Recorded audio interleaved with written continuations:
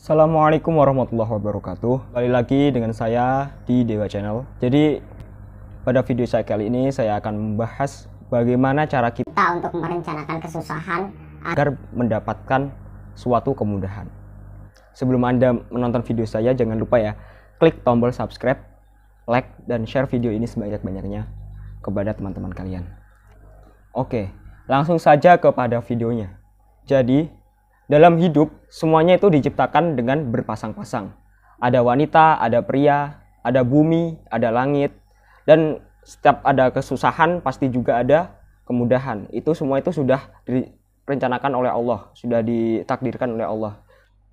Seperti dalam surat Al-Insyirah ayat ke-5 dan ke-6 yang bunyi, Fa inna ma'al usri yusra, inna ma'al usri yusra. Yang artinya, karena sesungguhnya sesudah kesusahan, pasti ada kemudahan. Sesungguhnya sesudah kesusahan, di situ ada kemudahan. Nah, poin pentingnya di sini tuh kita harus merencanakan kesusahan tersebut untuk mendapatkan suatu kemudahan. Nah, ada 3 aspek penting yang harus kita siapkan untuk merencanakan suatu kesusahan tersebut. Nah, jadi aspek yang pertama yang harus kita siapkan yaitu adalah akal. Nah, akal ini berhubungan dengan pikiran kita, ya enggak? Nah, jadi kalau kita ingin menjadi orang yang sukses atau yang memiliki suatu kemudahan, kita itu harus memiliki yang pertama yaitu akal. Maksudnya bagaimana? Nah, maksudnya gini. Akal di sini tuh kita itu disuruh untuk belajar. Nah, di sini kan dengan belajar itu kan masuk kesusahan. Jadi kita itu di saat teman-teman kita pada bermain, pada tiduran, kita di sini tuh berjuang untuk belajar. Gunanya apa?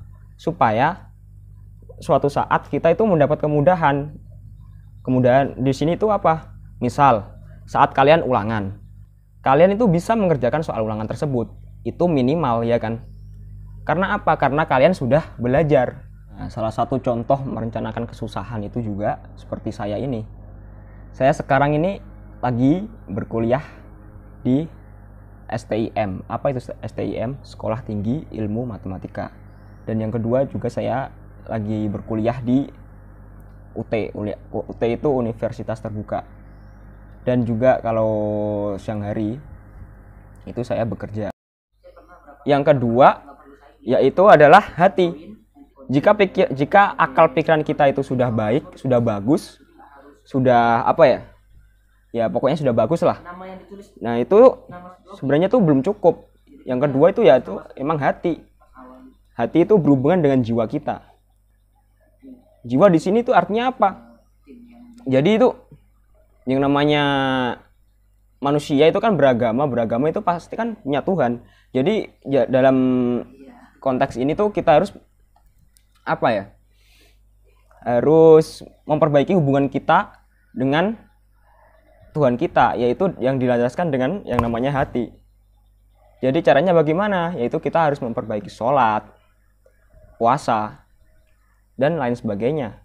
Nah, itu namanya juga berjuang. Itu namanya juga merencanakan kesusahan. Fungsinya apa? Supaya tuh kita tuh nantinya tuh bisa enak gitu loh. Di sisi lain kita di sini tuh berjuang, tapi demi kedepannya gitu loh. Kayak tadi, misalkan kita belajar.